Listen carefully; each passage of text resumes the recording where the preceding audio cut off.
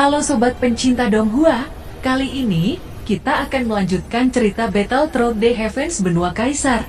Cerita dan video ini diambil dari channel Mebarta. Tanpa banyak basa-basi, mari kita simak alur ceritanya. Melanjutkan dari cerita sebelumnya, gadis pintar, Anda sangat menyeramkan. Bukankah Anda tahu bahwa inti sihir bintang 9 sudah punah? Ucap Kaisar Fenglin secara alami dapat menyadari makna sebenarnya dari lelucon King Mu'er. Dan tidak dapat menahan tawa lalu meminta maaf saat berkata lagi. Guru di tahun itu ada banyak pengikut.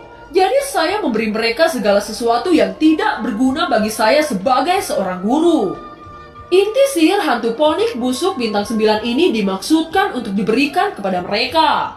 Jika guru tahu ada hari seperti ini, guru pasti akan menyisakan 100 inti sihir bintang 9. Ucap Kaisar Fenglin. Semua orang tertawa mendengar ini. Kaisar Fenglin berpaling dari King Mu'er dan menoleh ke Nan Ermin. Dia berkata, jika Anda mampu memahami misteri racun, maka Anda akan mampu memobilisasi racun sesuka hati Anda. Dan Anda bisa membentuk racun itu menjadi pedang atau pistol. Itu akan sangat lebih efektif saat menyerang lawan. Bahkan Anda akan mampu merubah tubuh Anda menjadi racun ketika menghindari serangan lawan.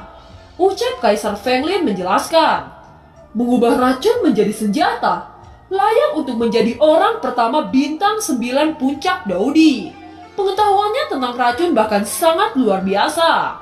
Mata Nan Ermin cerah, dan dia berulang kali mengucapkan terima kasih kepada Kaisar Fenglin. Mata Xiaozan di samping Nan Ermin menjadi panas.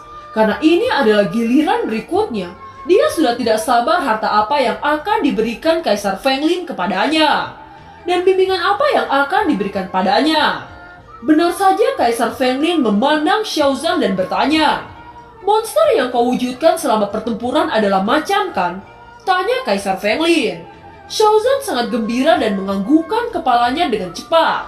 Hahaha, saya ada hubungannya dengan leluhurmu. Saya bertemu leluhurmu sewaktu keliling benua. Pada saat itu leluhurmu terjebak dalam keadaan hidup dan mati. Dia adalah Daudi bintang 9 tahap awal, namun dia sangat berani bertarung melawan 3 Daudi dengan bintang 9 menengah. Saya menyerang 3 Daudi itu untuk menyelamatkan hidupnya. Kemudian leluhurmu berterima kasih kepada saya dan dia memberikan 3 tetes darahnya. Selama saya menyalurkan Daoki ke darah itu, maka dia bisa merasakan keberadaan saya. Selama saya membutuhkan bantuan, dia bersedia membantu saya bahkan dengan mempertaruhkan nyawanya. Dengan 3 tetes darah ini sudah menunjukkan bahwa persahabatannya dengan saya sangat tulus.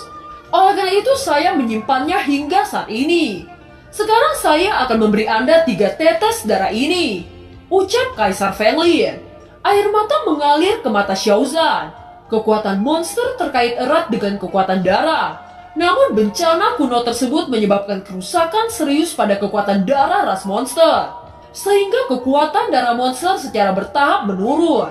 Selain itu, kekuatan gadis suci belum cukup untuk mengaktifkan kembali kekuatan ras monster.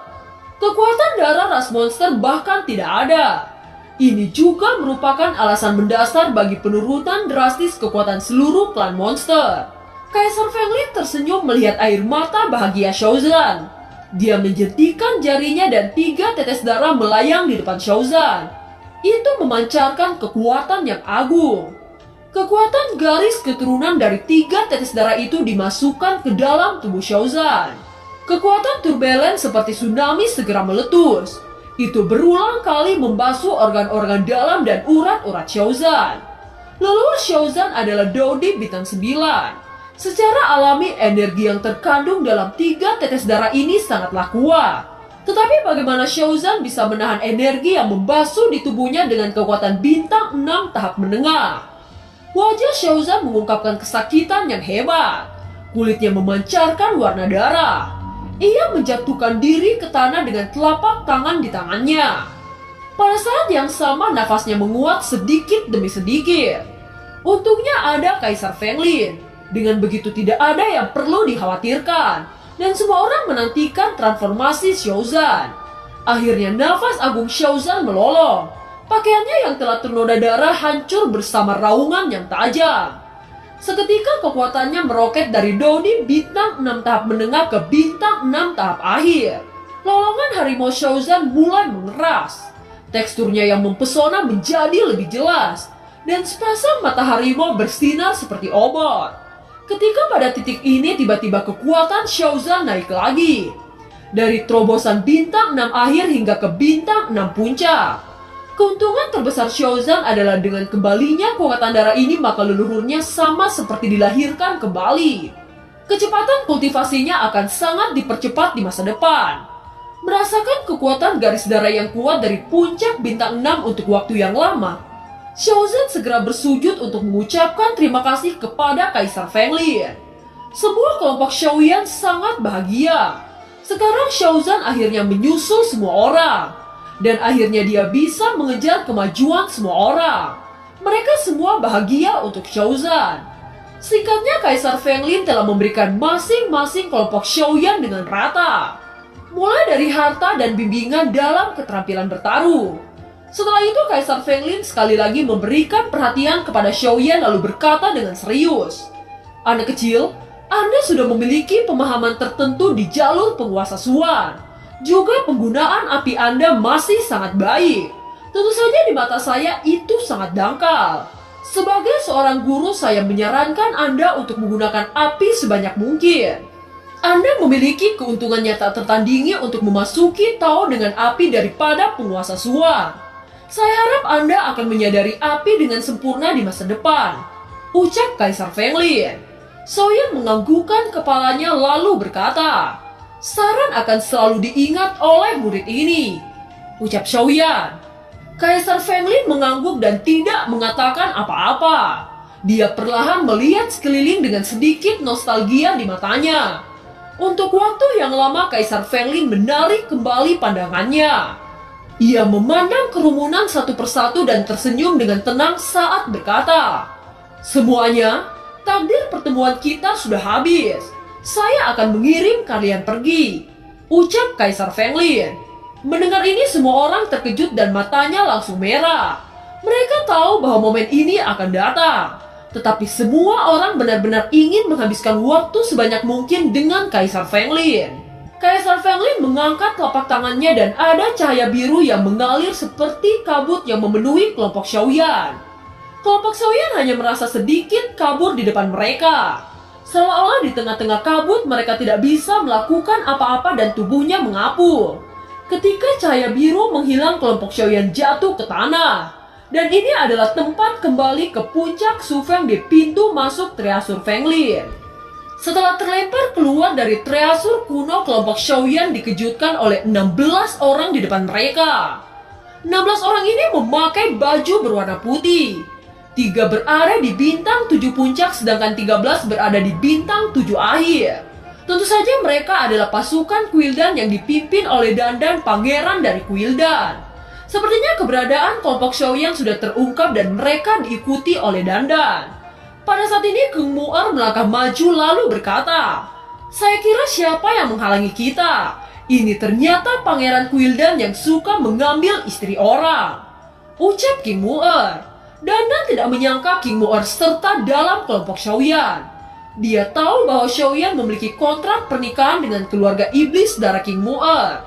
Karena mengetahui identitas King Mu'er, Dandan tersenyum lalu berkata, saya tidak menyangka bahwa putri dari suku iblis darah yang bermartabat mengikuti Shaoyan seperti pelayan. Ucap Dandan. Mendengar kata-kata itu King Mu'er menjawab, pelayan? Bukankah itu hanya penilaian dari orang yang tidak punya malu seperti Anda? Bagaimana dengan Anda? Saya khawatir bahwa seorang pangeran Dandan yang terkenal kini sudah menjadi orang tercela di mata publik. Ucap King Mu'er. Kamu... Wajah Dandan sangat merah dengan perkataan King Mu'er. Dia tidak menyangka King Mu'er berkata seperti itu. Pada saat ini lelaki parubaya yang bernama Sushin melangkah maju. Dia berkata dengan keras, berani berkata kotor kepada Pangeran Dandan.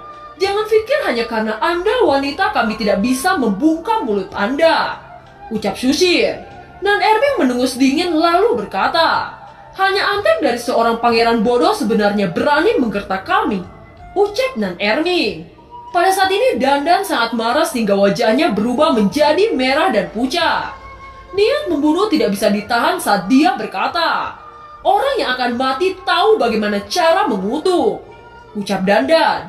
"Dandan, bukankah ayahmu membuat perjanjian kepada leluhur suku monster bahwa tidak akan menemukan masalah terhadap Xiaoyan?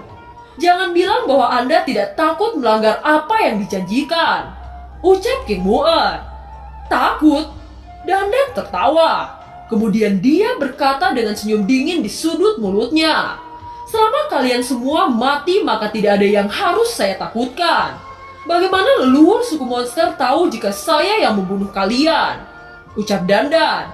Pada titik ini Xiaoyan yang selalu diam mulai berkata, "Pangeran Dandan yang terhormat, terkadang orang yang terlalu sombong tidak berbeda dengan menyusul kematiannya. Apa Anda pikir pasukan yang Anda bawa ini mampu membunuh kami?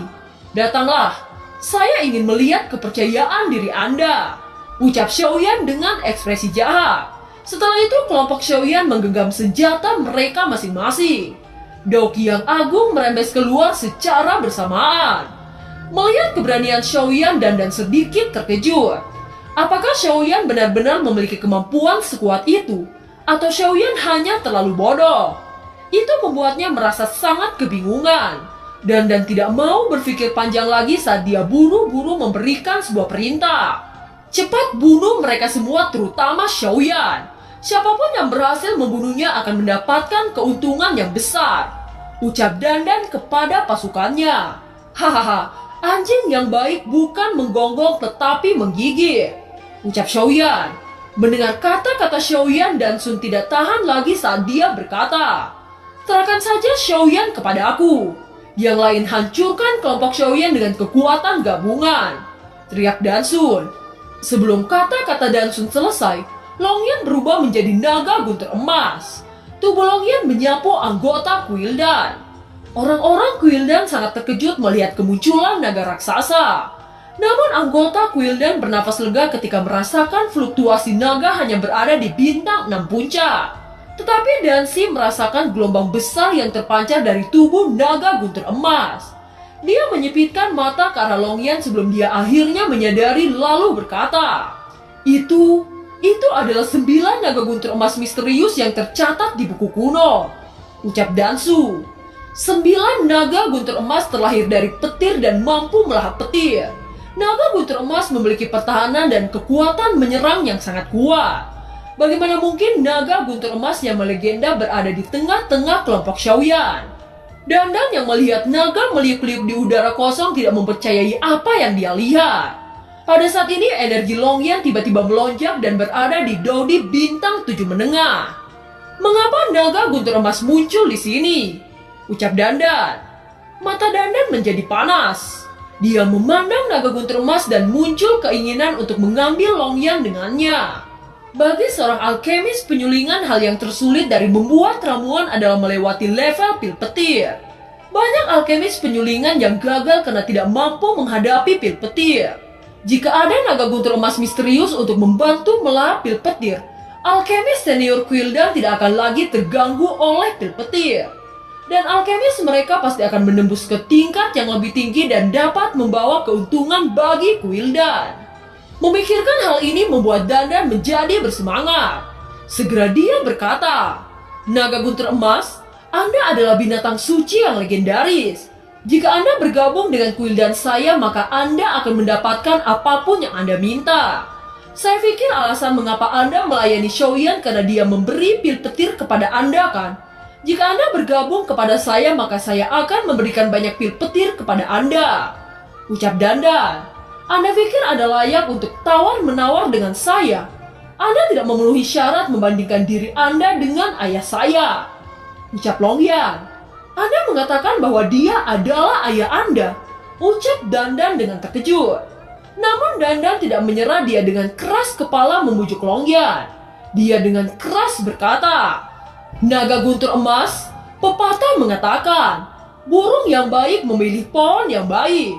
Dengan kemampuan unik Anda, hanya Quildan yang akan menjadi tempat terbaik Anda.